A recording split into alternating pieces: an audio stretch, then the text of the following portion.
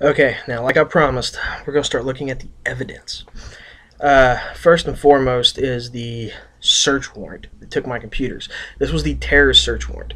Um, this was done February 25th, 2011.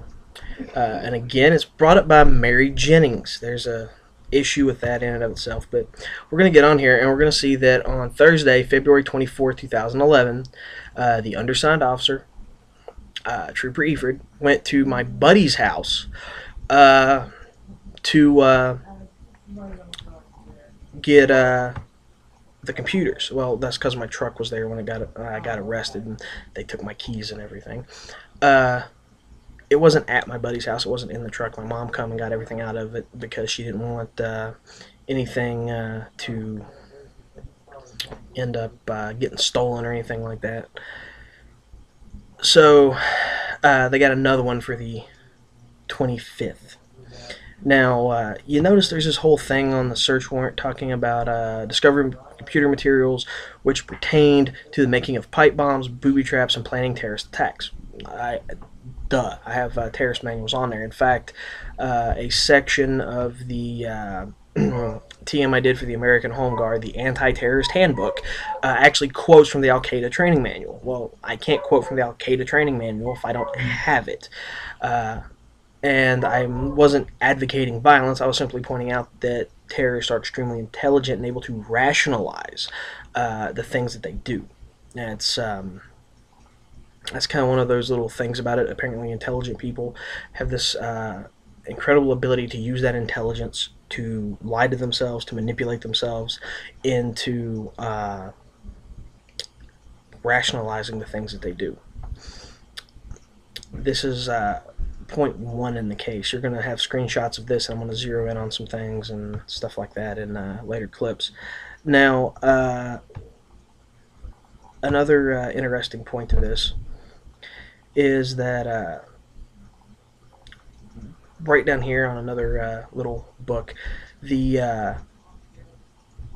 officer says that because of his knowledge, training, and experience, he knows that seizing information from computers requires investigators to seize most or all electronic storage devices, along with related peripherals, to be searched later by a qualified computer expert in a laboratory or other controlled environment. Now, this goes back to why in the hell the second search warrant was there to remove it from the forensics lab. Now, there's also this little statement down here that, well, this is my statement to the official statement of the West Virginia State Police and a motion for discovery to get my materials back. I filed this myself because I didn't have a lawyer. However, I will point out that in this statement that I sent them, I pointed out that my uncle had filed a domestic violence petition February 18th, 2011, with his girlfriend Karen Carlock, whose name was all over it, even though it was later marked out because she couldn't do anything because we hadn't dated or anything like that. But he and I stated that I had that material on my computer. Now, the interesting thing about this is that I also point out several court cases which protect my First Amendment right to read anything I want. Therefore, it's not anything illegal or corrupt or anything. And you'll notice this has been signed and notarized March 10th of 2011. This is immediately done after the taking of my materials. Now, here's the warrant for my arrest. In the corner, you'll notice there's a little shaded area from where someone had torn this and made a copy of it, in which case the material thereof goes back to, for one, the date February 25th of 2011. So why the possession of child pornography if the charge was for terrorism? If my uncle made a false terrorist threat, then using this would be illegal. Now, it needs to be brought up that that's evidence to be used. You're going to see all of this. Now, the problem with the argument that I made is that the bad faith clause for the exclusionary rule doesn't apply to an action taking in good faith. Meaning, if they know that the evidence is falsified or corrupted or anything else, then they shouldn't be bringing this up. They shouldn't be using it. Now, you're going to see a recording of me and Lieutenant Deeds. Lieutenant Deeds is from the Office of Professional Standards.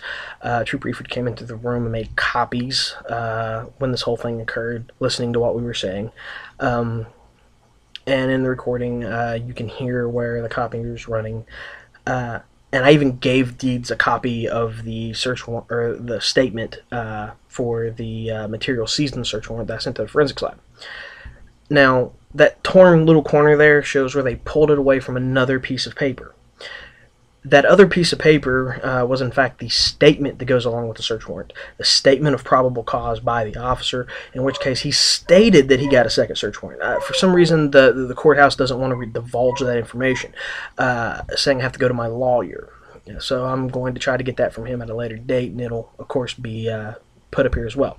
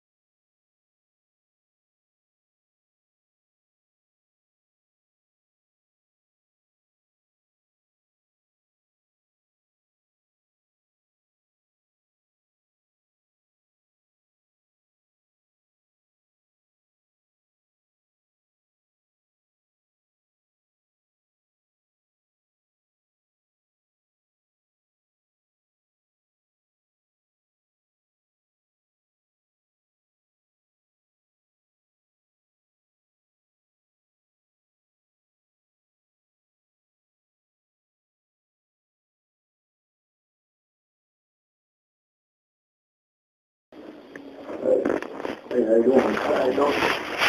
You alright? I'm doing fine. That's good. Here's the packet I told you about. There's a couple computer disks in there, one of which has the recording of Thomas Keller that I took when he was doing a interrogatory when he decided to insert himself in a lawsuit with me, claiming that Trooper Efird came to him, where on the search warrant it says he came to Trooper Efird. There's another paper in here, as a matter of fact. It was, I actually sent it to the forensics lab in Charleston because I didn't know anything about that here, but it was signed and notarized regardless. That mentions the whole argument between me and him. That was back in May.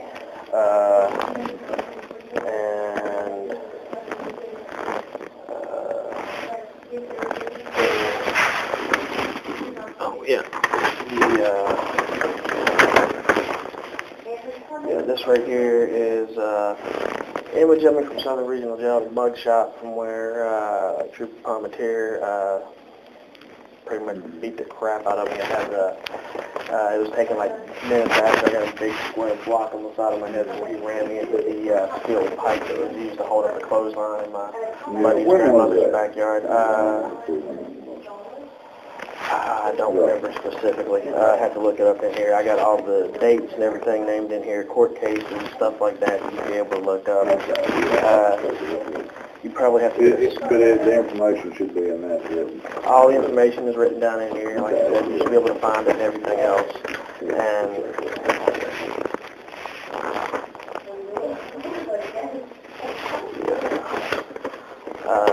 mentions statement she's made under court, under record, when the whole thing was appealed to second court, claiming that her mother's prosecutor and Trooper Duckworth basically coerced her,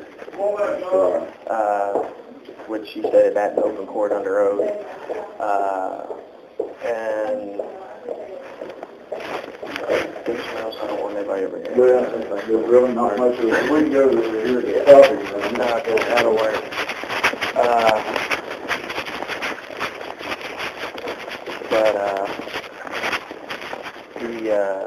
There's a bunch of little evidence in that, and then in a unrelated issue that I'm having with through harassment from another police department.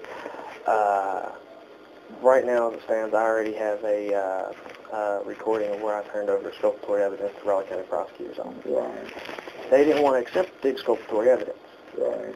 which, Which agency was that? Beckley Police Department. Okay. Includes, in which I even turned in evidence to a Captain Rogers at the Beckley Police Department in the whole affair because, well, my name was brought into it, but I wasn't mentioned by either the victim or the other witness or anybody else there. But everything was said where the cop said that I did this, or that cop in particular. And it's really interesting because one of the people who was accused of it, he wasn't mentioned in anything either. His brother was, but he wasn't.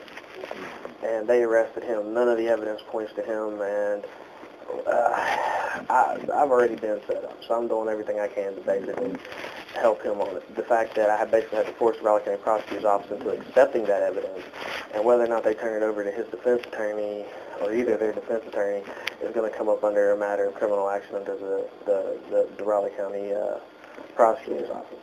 Okay. And I mean, flat out, to be honest with you, when we was talking on the phone,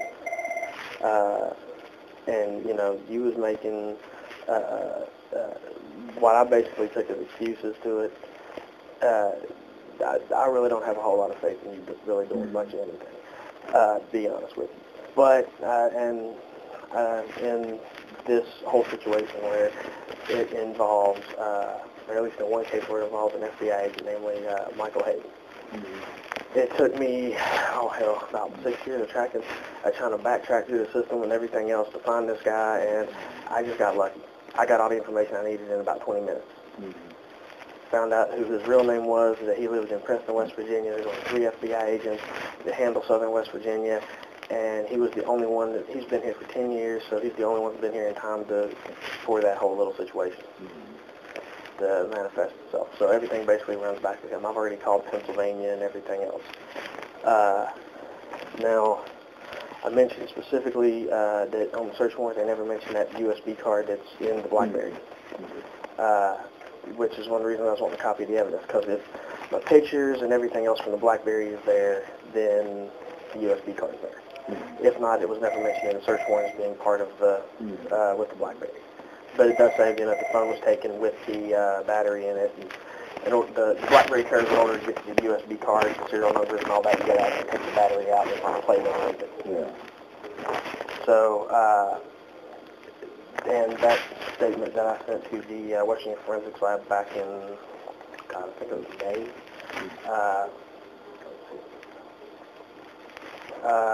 No, March. I'm sorry.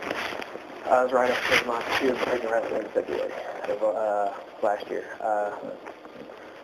March, I sent a thing up there talking about the evidence was taken based on the fact that the issue with me and Thomas Keller. He's already been charged with molesting his son TJ, Thomas Jr. And I never really put much stock in it because nobody wants to believe that, somebody would do something like that, especially when you're related to them, until later on. There's also multiple issues with Karen Carlock and everything else. Right, but all this stuff is written down in here. All this stuff is on here, and in fact, if I'm not mistaken, which I can't really tell you how I know this, but I got hold of an interesting little tidbit of information about as part of well, you remember the whole COINTELPRO fiasco a couple years back with the FBI where they were spying on U.S. citizens and everything else? Well, basically they've pretty much pulled the whole thing out of mothballs because of the war on terrorism and other stuff. There's a whole issue of bringing informants from out of state, or from one state bringing them into another through the FBI, and I basically know how it works out here in West Virginia. Pretty much, well, hell, we don't have states right here in West Virginia. The West Virginia Constitution, Article 1, pretty much cancels that out of the West Virginia State Constitution. But basically, like I said, all the information's there. All that's pretty much handled. The only real concern I have is that, like I said, I had evidence related to the thing with Ashley Redden, the new charges with her. And in fact, hell, you can just bring up the warrant as is and just tell there's all kinds of things wrong with it. First of all, both her statement, Leah Kirk's statement, was written by Trooper Duckworth on a plain sheet of copy paper. In the case of Leah Kirk's statement, it was put with an actual form, the actual form that, for the state police for taking statements, which they see accurate. Inaccurate Redden's case, which came up a month later, and the only reason the charges for her were brought against me was because I was charged with assaulting a police officer based on the information given to Trooper Duckworth by FBI agent Michael Kaczynski, who doesn't exist, and a harassing phone call statement because I supposedly called the FBI threatening Duckworth and everything else. Now, the interesting thing to this is that when I had originally called the FBI, it was to get an investigation done on Trooper Duckworth. I had spoken to a lieutenant out here, and then pretty much he took a statement and everything got swept under the rug. Nothing came out of it, nothing got done. So, like I said, I really don't have too much belief that you're going to get much done yourself. It seems to be the whole idea of protecting each other, and that seems to be the thing going on. That's the way I look at it, the way I view it, and everything else. But on top of that, he threatened me over the phone. Specifically, he threatened to harm myself, Ashley Redden, and my mother over the phone to me. I know the calls were taped, so I don't think I told you this on the phone. I threatened him on the phone back, hoping he would bring charges against me because motion of discovery with the recording, and so a nice little issue of conspiracy. You know, he called me back trying to get me to admit to threatening him, which I didn't do, and he called me back again trying to talk to me. I took the battery out of my cell phone at the time because of the GPS trackers and cell phones and all that. Basically doubled back, set up on the hill, and watched the Beckley police drive around in circles. So there's probably a dispatch report from from April 19th of 2006 for the Beckley police going back to the FBI. You know, all this is stuff that you can pretty much find just by calling people and asking. You really don't even need a search warrant. I mean, looking at court records and everything else, being copies, don't need any of that. You can go in, get copies of it, look at it, see what I'm talking about. And most of that's outlined in there, including the fact that the argument between me and Thomas Keller, and you can look at court records to see where he has brought DVP on me for threatening to blow up the entire city of Beckley. I don't know how the hell I'd do that one, but I'm pretty cocky, but I ain't really I don't think I'm that cocky. Then when that didn't pan out, it became the terrorist search warrant. Then following that, it became involving himself in a lawsuit I had with my old landlord. And so it's been a constant process. Since y'all haven't charged me with terrorism and y'all done passed it up to the U.S. Attorney's Office here in Beckley, I have an interesting question as to why him nor Karen Carlock haven't been charged with making a false claim on false terrorist threat. Yeah.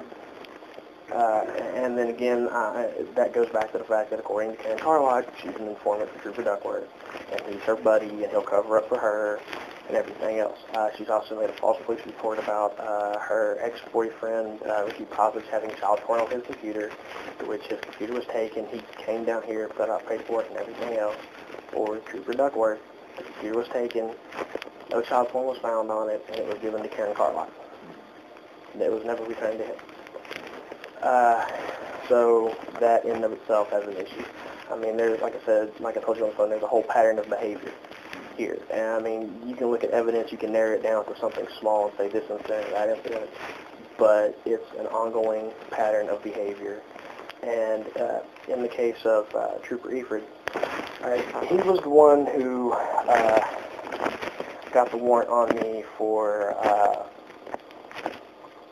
stalking Ashley Redden when she seen me at the mall and then went and made the statement that I was stalking her. Okay, well, I have a material witness to the fact that I wasn't. I seen her and told my friend who left to leave who was there. That was it. The whole reason I was able to, they let me have a bond again on my bond revocation hearing, because she didn't agree to it, especially given the fact that there was material witness there. So that issue in and of itself, on top of the fact that, he's the one who gets the search warrant, and I don't really know what gets said back here, when you guys are having coffees on your lunch breaks or whatever. And I'm pretty sure there's a lot of crosstalk that goes on without, well, I know there is. I've been in the military. I've been involved in operations and stuff, and I have uncles who are police officers. I know there's a lot of crosstalk. So I'm not really quite sure what's going on or to what extent. That'll help you. But Let's have a drink before we put that too. But that whole situation comes back rather odd, considering that the person who arrested me both times for warrants, even though he wasn't there to arrest me for the warrants, is coming back as volunteer. And like I told you, with the whole Teresa Bowling shoot, and to be honest with you, I mean, in my personal opinion, when it was published in the newspaper that they knew that he was shooting guns around the kids and beating on his wife for 3 years and didn't do anything about it, y'all should have done their investigation. Well, I guess I go back to that pattern of behavior. It's an ongoing process. Most of the information's there. Most of the relevant information that can be tracked down through court cases is there. All right, well, you should be able to find it within, less than, a week. Okay, well, I'll take a look and see if we see any violations or anything. Okay, I mean, that's all I can do, and go from there. Well, put it this way, if you get a search warrant for my records from Sprint, particularly for that day in particular, you can already see the whole situation with me calling the FBI and then the FBI calling me back twice. Yeah. If you get the search warrant... But you got arrested for that. I got arrested for that, and it got dismissed due to insufficient evidence. Okay. Due to the fact there was that in state court? That was, yes, magistrate court. In fact, the FBI agent who was reported for it, the name mentioned on the file was Michael Kaczynski, which ran into a problem, because either I'm telling you the truth about the whole me calling the FBI agent, in which case that is, pretty much shows a conspiracy between Trooper Duckworth and Agent Hayden, or I'm lying, and either way, it still shows that a false name was given for a supposed FBI agent, and there was no records, no probable cause, no statement from an actual credible source. The FBI agent was never identified as an actual FBI agent. It was just some name slapped on a paper, which means Trooper Duckworth was falsifying evidence. And then you look at that with the whole pattern of what's going on with Thomas Efird, Thomas Keller, Karen Carlock, which oddly enough goes right back to Trooper Duckworth. Like I said, there's a whole pattern of behavior there. You can look at the evidence and see that, there's plenty of little indeficiencies. In the case of Ashley Redden, on her statement, it wasn't attached to a form. It was actually attached to the same form as Leah Kirk's statement, but it was taken 3 months later. And it was signed, instead of being signed down here, it was signed down lengthways here across the edge of it. And from what I was told by Ashley Redden when she got in contact with me, after I got off house arrest from the whole first incident, that because I basically caught her on it, because I told her it looked like what we had been through in the military, where they tell us not to sign even blank sheets of paper or anything like that, because somebody will write whatever they want on it, and then it's taken as a statement against us, and it's used in the UN War Crimes Court and everything else. And like I told her, it just didn't seem all that. How do I put it? Didn't seem to make a whole lot of sense. More importantly, according to, and I have to actually cite the West Virginia codes on fraud violations, but in order for a official statement to be an official statement, it would either have to have the signature of the person holding office able to take that official statement, or the seal of the office. Ashley's statement was nothing more than something written on a plain sheet of copy paper, written by Trooper Duckworth, signed by her and her mother, with no signature of Trooper Duckworth, which pretty much meant that that wasn't a credible. It couldn't even been used as probable cause. Well, let me take a look at this stuff. I mean, it's all mentioned on there. Okay, yeah. So there's something here. I'll go with it. Okay. Okay, now, when you get into looking at Thomas Keller's statements, he admits that, well, that I threatened him first with his son. That colors his credibility. The fact that Lieutenant Deeds says that he turned everything over to the feds, well, that colors his credibility, because they're trying to put it off on the feds, but yet they bring the charges against me. Now, this goes back to that second search warrant, which removed everything from the forensics lab. It shows they're blatantly trying to cover up evidence. All of this comes down to a simple reality. All my arguments for exculpatory evidence and actions taken in bad faith were conjecture until they proved them by me giving them the evidence, telling him the evidence I was giving him, handing it to him, recording him when we had this little discussion and his false claim to turning it over to the feds and that they weren't going to charge me and all this other stuff. Because April 10th, 2012, I told Captain White, the head of the Office of Professional Standards for the West Virginia State Police, that if he didn't do something about Trooper Efird covering up for the criminal activity of other cops taken under uniform, I was going to go to the governor. April 11th, the warrant was issued for my arrest for child pornography. As you can tell, the original search warrant that took it was an alleged terrorist threats. Now, they never found any plans to do anything. They never found anything other than a few terrorist training manuals, which is on my computer for research. That's it. And I admitted to those. The statement to the forensics lab, I stated that. And in fact, in paragraph 2, I stated that if they looked on my BlackBerry, or my Android, I meant my BlackBerry, if they looked on my Android, they would find the argument between me and Thomas Keller. Now, the fact that they have taken evidence out of the forensics lab shows they've tampered with evidence. The fact that they have a arrest warrant for me going back to February 25th, when the search warrant that took my computers was terrorism, and they haven't charged me with terrorism, nor have they charged my uncle with making false terrorist threats, which falls under the same code. What you have here is another situation where they're trying to threaten and intimidate me. The fact that I have that recording between me and Captain White's secretary also comes into play. That, I think I'll play that for you some point later. That comes into play. That explains the whole difference between February 25th and April 11th. The fact that the search warrant took the computers away from me on February 25th also brings into the fact there's a good possibility the police might have put that on there anyways.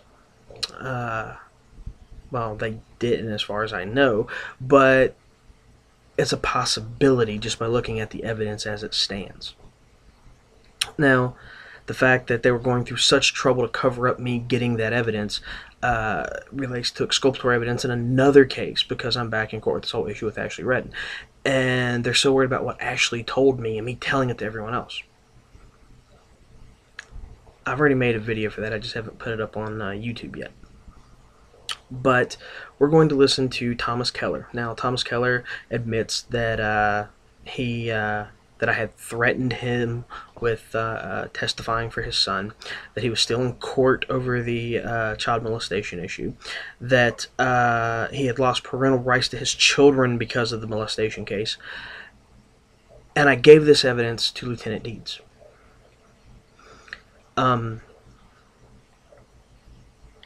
This goes into an issue. Now, there's some other stuff on here that I cut short because it got into the criminal conduct of certain people who are in-laws to Mary Jennings, related to her, the association between Duckworth Palmatier, Mary Jennings, Daryl Lilly, Bobby Redden, Wayne Kirk, all of these people. The fact of the matter is, they're put in a position because now they're trying to cover something up. Now, remember I mentioned that Leah Kirk had a relative running the forensics lab? That would be Thomas L. Kirk. He retired from the West Virginia State Police in '96, I believe, spent 14 years as a federal prosecutor. And yet, his family is involved in gun running, drug running, child pandering, a whole series of other issues involved with other families involved in criminal activity. So, you got to ask yourself, why they, and they haven't even been indicted. The way it works is a cop comes forward and says, I swear that a crime has been or is being committed based on this, and they arrest you. Then you have your preliminary hearing in which you get to examine the evidence to find out if there was actually probable cause. At the preliminary hearing, Magistrate Massey said the only reason he found probable cause for my arrest was because another magistrate found probable cause, which is a violation of West Virginia Rules of Criminal Procedure 1, the complaint, and 5.1, the preliminary hearing. Now, all that being placed into the situation, you're also going to look at the fact that Thomas Keller says Trooper Efird came to him, which is a contradictory statement to Efird's testimony in both the search warrant and at the preliminary hearing. It colors into a whole different factor, which conflicting stories, the fact that Thomas Keller was involved with child molestation cases, and they're going through all this trouble to cover up for him. See, it's one thing to charge me for something that was on my computer that my uncle put there. It's another thing to cover up the exculpatory evidence by taking it out of the forensics lab when the cop knows, and that's what he put on the search warrant for the terrorism charges, I wouldn't even charge of terrorism, but for the terrorism search warrant, that he knows that the computers have to be investigated by experts in a controlled environment, yet he took the evidence out of that controlled environment. The fact that all of this comes up now after I threatened to go to the governor. And there's a video on here where I point out that I had gone to the governor and said it's a little bit of security. Well, of course it was. I put that little building block in motion. See, all my arguments to the exclusionary rule and exculpatory evidence and them covering up evidence was pretty much conjecture until they moved to cover them up, which is why I exposed that little point to them, because I wanted them to take steps to cover it up, therefore proving they were acting in bad faith. And this throws everything out. The fact that Lieutenant Deeds, from the Office of Professional Standards, is covering up for the misconduct of other officers by engaging in misconduct himself, puts him, in that same act of bad faith light that all his actions are taking to conceal criminal misconduct by police officers. The fact that this went to Captain White and he covered that up. The fact that by laying false charges against me. And in fact went to the Superintendent of State Police, Colonel Smithers. Again, shows that criminality, which is why I went to the governor. Now, if the governor allows this criminality to take place, that undermines his lawful authority and everything coming down to all of these police officers. If it'll happen in Raleigh County, and it's happening with a professional standards officer here in Raleigh County, and the state police here in Raleigh County, people in other counties can do the same thing I just did, and pretty much show where the whole system is corrupt. Now, what that means is you create a pattern of behavior, which you can show, and everything I'm doing comes up into that whole evidence to a pattern of behavior, and if you take the similar steps, it comes into that same area of showing actions taken in bad faith. Therefore, the exclusionary rule and the fruit of the forbidden tree doctrine mean that the evidence has to be thrown out. With no evidence, they can't go to court. Now, the fact that most of these officers are lazy and they can't investigate, instead they just, you're guilty because we want you to be guilty, so they go and fabricate evidence, that's going to destroy 90% of the criminal cases in West Virginia if people start doing this, and it'll undermine their legal authority in court, in open court. Now, that puts the governor's office in between a rock and a hard place, because he either has to go in and do something about it, which means removing a lot of people in positions of power, or allowing himself to violate the laws and rules of the state, allowing him to be impeached, which probably won't happen, but regardless, it'll give a basis for a lot of people to just turn around and walk away. And the more people who use this, the more people who put this evidence out on the internet, the same way I'm doing, creates more evidence to prove that pattern of behavior. So, yeah. Now, See, bullets and bombs aren't the answer. The system itself is designed to take care of itself. This is why you have all of these rights and right to freedom of press and everything else. The best weapon you have against corruption in the government is the law itself. I simply applied that. Now, okay, that's all within my legal right to do so. None of it falls under terrorism or anything else.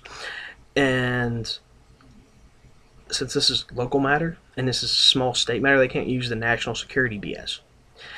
So what's going to happen is they're going to be proven to be corrupt. Now, what they're doing is they're trying to cover up for information that I have that they don't want released. That's what all this stuff from 6 years ago comes under. That video's already been made. Haven't put it out yet, but I will. Probably before this one. Now, we're going to hear the clip from Thomas Keller and take a look at the evidence and the other stuff. Now, bear in mind, according to Lieutenant Deeds, they turned all this over to the feds, but haven't been charged by the feds, because being investigated by the feds, being charged by the feds, means that the feds actually do their job, and they'll get that information. Now, they can't just say, we don't have a copy of the information, so don't give it to you. If they don't have a copy of it, stuff like dispatch records and everything else, which dispatch records will prove that Trooper Efird was at Detachment 6 when I was talking to Lieutenant Deeds. Which, if they don't have them, they can't just say, we don't have them and not give you anything. They have to give you a sworn statement with the seal of the office of the people able to hold that record to show that they don't have that record. Therefore, showing lack of record and lack of evidence on all this other stuff, dash cam videos, the mass amount of dispatch records out there for different areas of this, which will come into that other video I told you about, is going to show, well, if they have to say they don't have the record, it's going to show a mass of trying to cover something up. Which is going to go back to that whole clause of bad faith. And just to give you an idea, since some stuff happened with them harassing my students from the Beckley Police, which goes back to an Officer Redden acting through Officers Capehart and Corporal Stewart from the Beckley Police Department, and a Beckley Police informant known as Taryn Price, who's also connected to the Reddens through Ashley Redden's cousin, Travis Rose, who's also known to be an informant.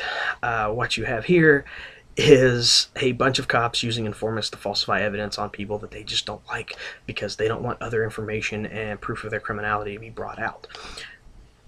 So since they really can't catch me doing anything illegal, or really, to be honest, since they can't really find anything big enough to pin on me aside a few minor infractions and things they have to fabricate themselves, what you get is a lot of falsification of records. Now, that other video I was talking about is going to mention exactly the entire story, everything from start to finish. And it's going to mention a lot of the players involved. And it's also going to mention what they're scared of, what they don't want me to mention, which goes back to what I was talking about Leah's uncle in the Fusion Center is actually former State Police Superintendent Thomas L. Kirk. I believe it's her grandfather, not her uncle.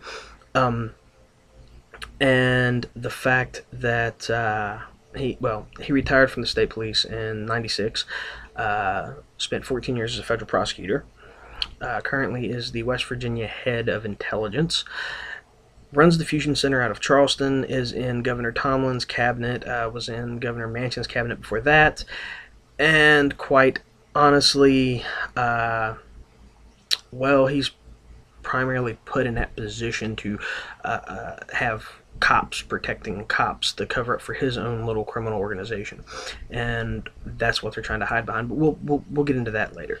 What's important is Thomas Keller admitting to being a child molester, admitting that I had, as he says, threatened him with his son, which was I was going to testify his son on his son's behalf, which is where the catching him with the child porn on my computer and some other stuff came to. And I'm also going to put up a copy of the statement that I sent to the forensics lab after that to look at it, to show that I actually had admitted it was there, that the so-called terrorist manuals were there, but they were research for books. And we're going to go into the fact that, again, Lieutenant Deed's saying that he turned everything over to the feds. Yet here it is, a year, over a year later, that they're charging me with this child porn stuff, and only after I had told Captain White's secretary that if either he or Lieutenant Dees didn't get a hold of me to get this additional evidence of magistrates and cops acting within conjunction to perform certain criminal activities and organized crime, that I was going to go to the governor's office, which there's a video up on the internet where I said I was going to the governor's office. That would be the one about a little bit of security. Mr. Keller, I believe that's all the questions that I have. Mr. Collins may have some questions, and depending on what his questions are. I do, actually. Let's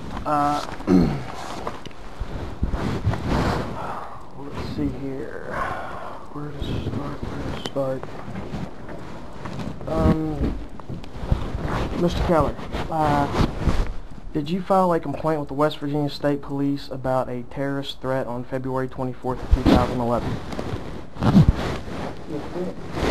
Okay, Mr. Keller, did you also request a domestic violence petition on February 18th, 2011? Yes. Okay, Mr. Keller, wasn't the domestic violence petition denied because it wasn't credible? Yes. Because I waited too long to file it.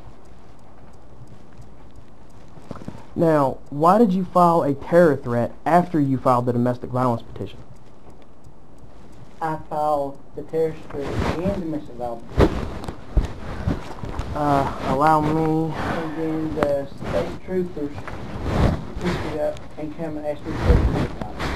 Okay, well, Mr. Keller, allow me to clarify some stuff here. This is the first page of the petition. We can enter this in as Exhibit 1 or whatever. It is filed February the 18th. Following that, here is a copy of the the search warrant from the West Virginia State Police, in which the responding officer says he came to your house on, I believe, here we go. This would be page 2 of 5. Well, this is a point that Mr. Keller has reason to lie. We've already had our disputes, and... I've just read through it.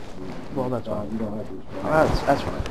That's fine. But, as I said, it's stated by the state trooper that he came to your house on February 24th.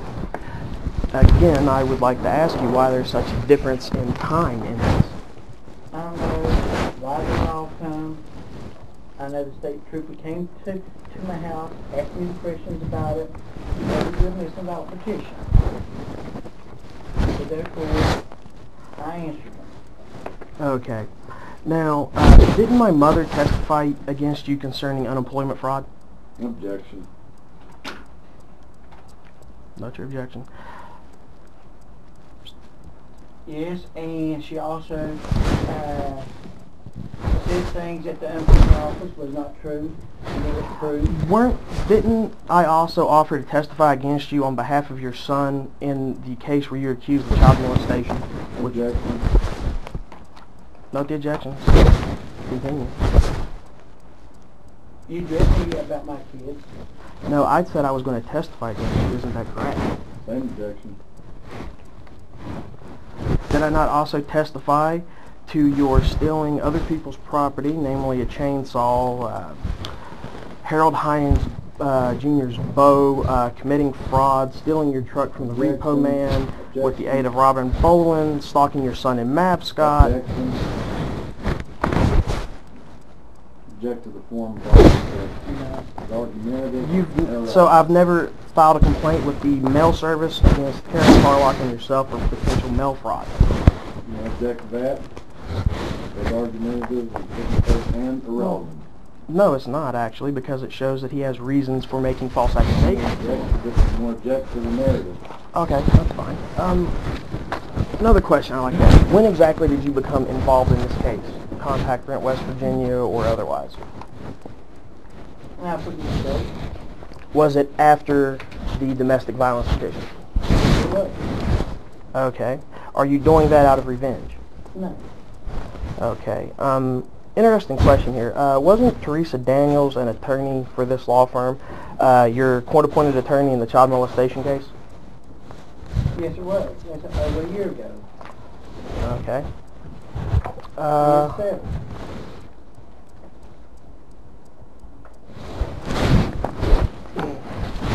And didn't you lose all your parental rights in that case? Yes. For right now. Because it's in the state Supreme Court. Until such time as new evidence can be provided, correct? Or new witnesses? Objection.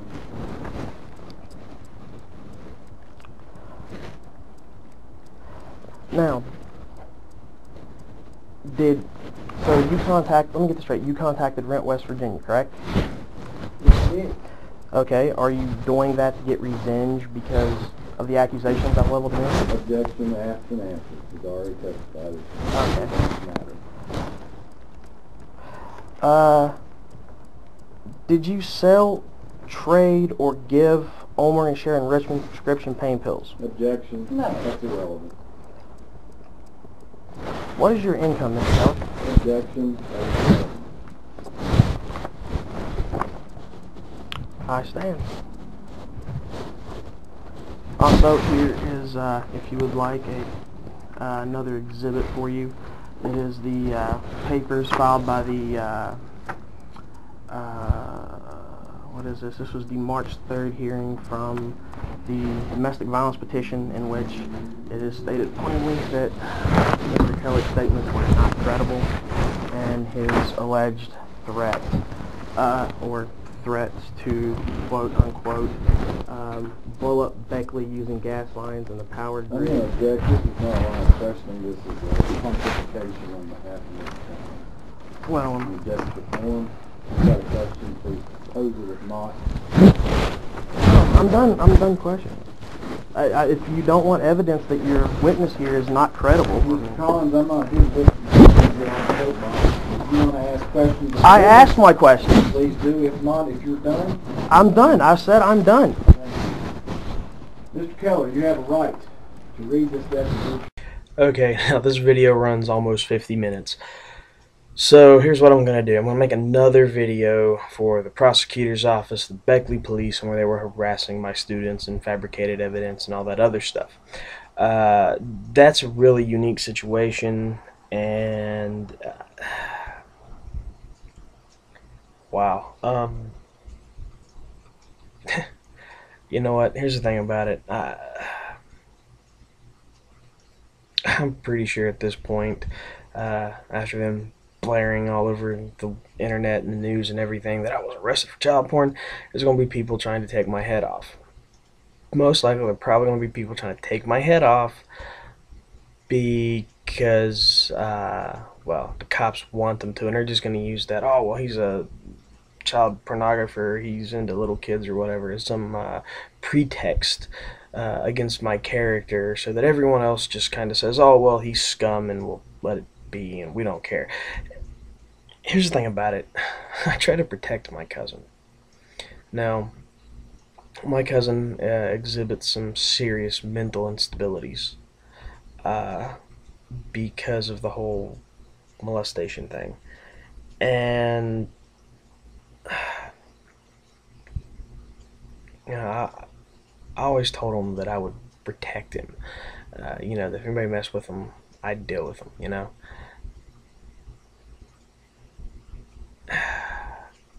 There's a part of me that feels like I seriously let him down. So if he sees this, I'm sorry.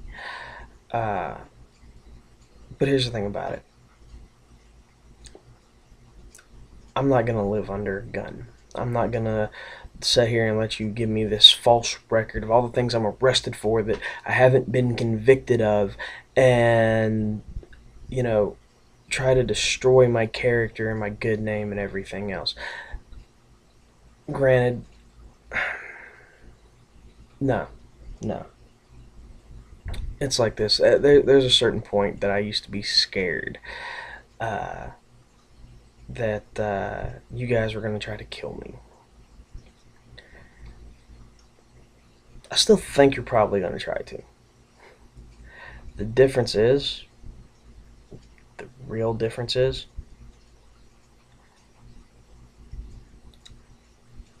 I don't care. Either you'll try to kill me, or you won't, or someone will. It won't matter. If I do nothing, I don't have a future. If I do nothing and I keep letting you try to destroy my life and leave me nowhere but the gutter to fucking live in, the only people that's going to associate with me is going to be other criminals and pedophiles and everything else because they think I'm one of them. You know, here's the thing about it. I'm not going to have a life. You know, so I have nothing to lose. I can fight you and I can get all this cleared up. I can put you guys exactly where you belong, which is, well, to be honest, you belong in prison, but I'm pretty sure by the time everything is said and done, even if you aren't there, you should be. Even if you don't lose your jobs, you should. I'm going to expose you to the world.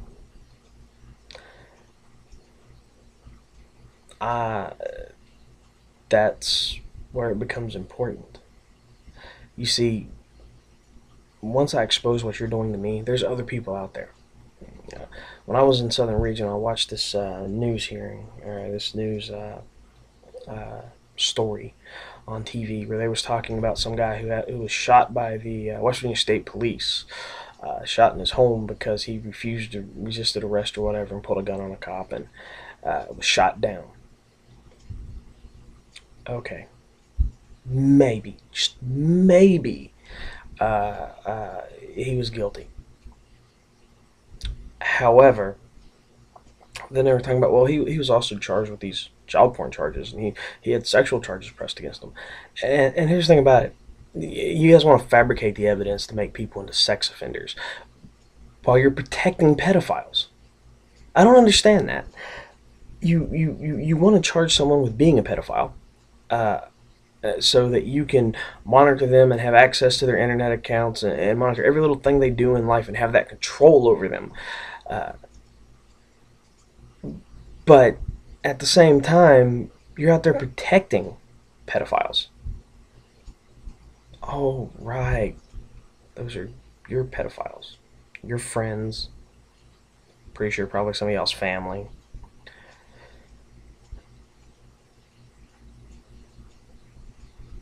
You know, you kill me, you only prove me right.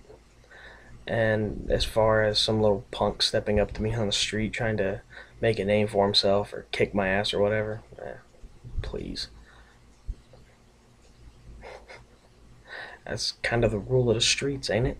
Oh yeah, except for you get these little punks that, you know, want to jump up 4 or 5 at a time and, yeah, I whoop somebody's ass. Well, here's the thing about it. I've beaten some of those punks 4 and 5 at a time.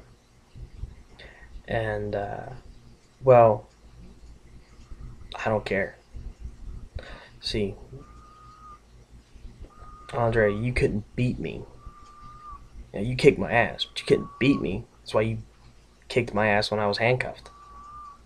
If I wanted to get out of that stupid arm bar where Moore was trying to break my arm, after asking me where I threw my cell phone because I told my friends to call my mom and tell her I was getting arrested and threw my cell phone in the floor, and I pointed out he wants to do that stupid front sweep standing cross armbar takedown crap and start trying to break my arm. Okay, I got out of it, laid on the ground, put my hands behind my back. Wasn't going to resist arrest at that point in time. Wasn't no point. Now, you guys have been exposed for covering up evidence. Let's face it, Andre, in the Teresa Bowling shooting, you admitted to being good friends with Trooper Duckworth. Every time it's come time to arrest me, you've always been there. And you've always been the one to come do it. So, let me guess, Greg doesn't want a round two with me. And,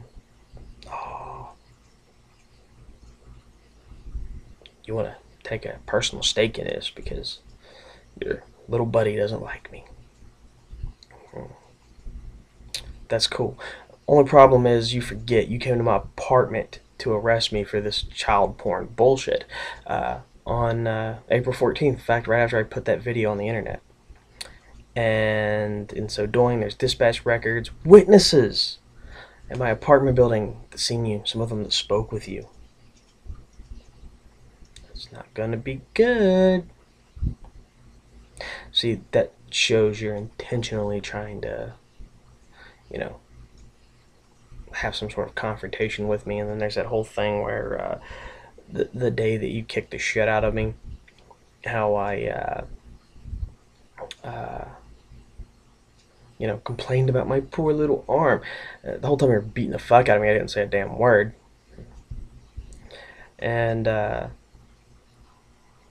you know, you got down there at Southern Regional Jail, and the nurse asked me if I was okay because of that big abrasion across my forehead. And I told her, yeah, you beat the hell out of me while I was handcuffed. And you said that comment about, well, I want to make you my little bitch. Well, guess what? That's on my medical records. The way the medical records at Southern Regional Jail is set up, the same way it's set up at the VA hospital, which means it goes on the computer. And even if they change something or update it, the prior record, the prior statement for what's on there is put on there. And, well, all you did was help defeat my little case. All I got out of was an ass kicking. Please. I've had ass kickings before. I haven't won every fight I've gotten in. I've had people beat the hell out of me a hell of a lot worse than you did. But, you helped build my case. You guys have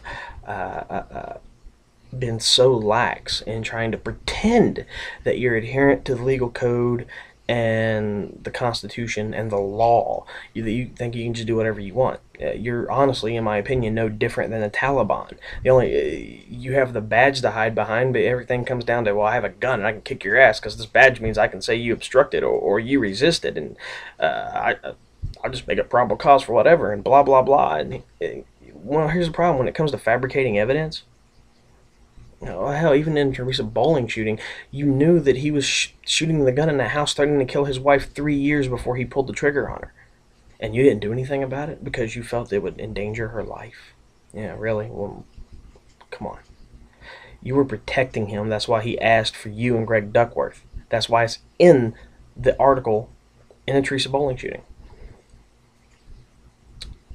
This is just a little taste of the evidence. This is me saying, you know, here it is. Plaster it out, let the whole world see it. Now, you got to ask yourself, what comes next? You can kick my ass and try to trump up some bullshit charges, but, well, let's face it, I defame my character, they're not going to stick. Hell, I haven't even been indicted for that child porn shit, and, you know, there's that whole thing about I have to be indicted before I go to trial, and, yeah, I know I'm not going to get discovery material, and they don't have to give it to me until 20 days before I go to trial. So what's going to happen is I'm going to sit around here just like the malicious wounding case and wait till February. And then in 9 months, they're going to release me due to lack of evidence. And right now, the only thing you've done is prove your own criminality and, now to be honest, your own mental weakness. You guys are great. The sad part of all this is that the evidence I'm putting out here is going to let a lot of criminals get away. A lot of very bad people are going to be able to just turn around and walk because of the failed leadership of the West Virginia State Police. Well, hell, West Virginia, period. So,